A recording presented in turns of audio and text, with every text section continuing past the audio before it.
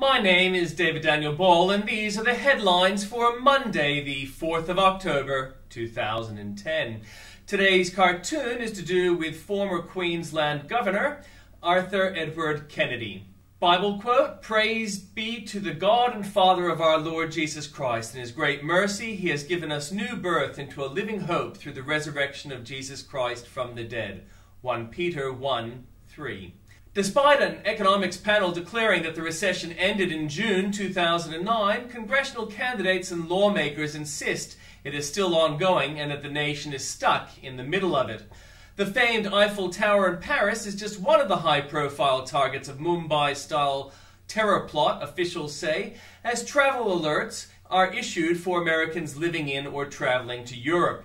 The wife of an American tourist gunned down while jet skiing in a border lake dodged bullets as she left her husband behind and frantically tried to elude Mexican pirates, chilling 911 call reveals. An ex-White House Chief of Staff, Rahm Emanuel, declares that he's preparing to run for mayor of Chicago in a YouTube message making official one of Washington's worst-kept secrets. Federal Treasurer Wayne Swan says banks could not justify raising rates above the official cash rate if the Reserve Bank of Australia increases its rates when it meets tomorrow. A Houston woman was arrested yesterday after allegedly stabbing her husband to death at his birthday party. Police searched for almost 2 hours after a woman crashed while 5 times over the alcohol limit and was too drunk to tell rescuers where she was. A learner driver has had his license confiscated and suspended after failing a random breath test in New South Wales. At an age when most people are enjoying retirement, newspaper Harvey Claudius is about to lose his family home. And the Premier State of New South Wales has claimed another dubious #1. We are the nation's worst litterers. Construction of Sydney's first one-stop marine service station has begun at White Bay, and Sydney's expected spring property boom failed to materialise with one of the slowest auction weekends.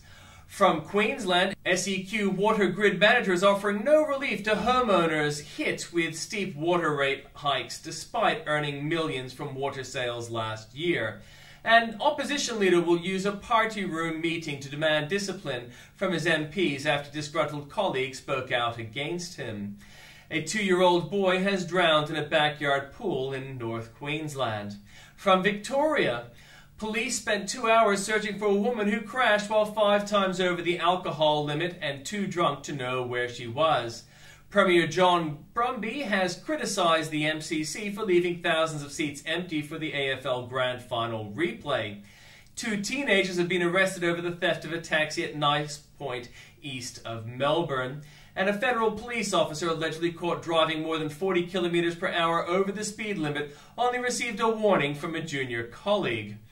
From Northern Territory, there's nothing new. And from South Australia, 4 men were stabbed in a wild brawl involving up to 100 people and fought within meters of a police patrol base in the city early this morning. Clamped down on hoons, a record number of hoons have had their cars clamped or impounded and face an increase in the time police can block them from their vehicles. From Western Australia, men shot, stabbed in a bikie brawl. A man was shot and another stabbed in a violent fight between bikie gangs at Kwinana yesterday. And Aboriginal communities in West Australia's north have been given the legal authority to make drinking illegal in their homes and fence off streets from drinkers. From Tasmania, there's nothing new. And in comments from Tim Blair, warm mist. But enough about Collingwood's magnificent AFL premiership. Instead, let's talk about stupid environmentalists.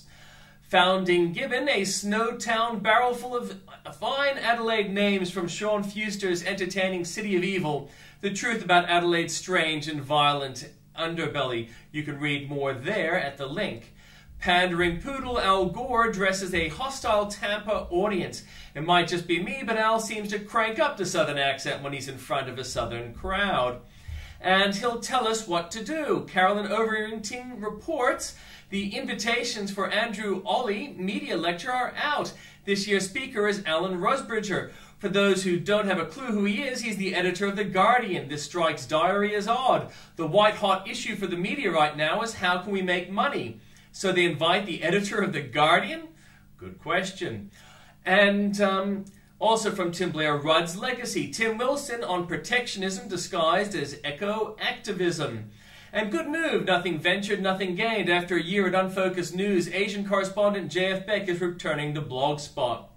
Trash war is won. Left-wingers believe that this rally is larger than this rally. Well, the leftoids did leave behind more garbage. More for you there at the link. Also, under pressure, further on the kill that unbelievers Enviro video, these people can't see past their own loathing.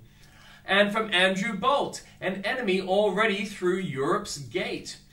Boat people watching Julia's signals. The first airline safety routine I've watched in years, and you have to see this dance. Peshori, a noble one day, embarrassment the next. Sung badly, so very well, the wrong team, and sung too low and too croakily by Jack Thompson. Gee, it works. And man blind to the racists of the left. We'd all win the rubbish award if we didn't pay someone to clean up. And progress in the arts. But the piece de resistance, China's premier, calls for free speech one day.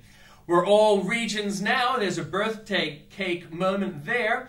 And the UN's judges are the crooks. One minister, at least, defies the Greens. And there's more for you there at the link.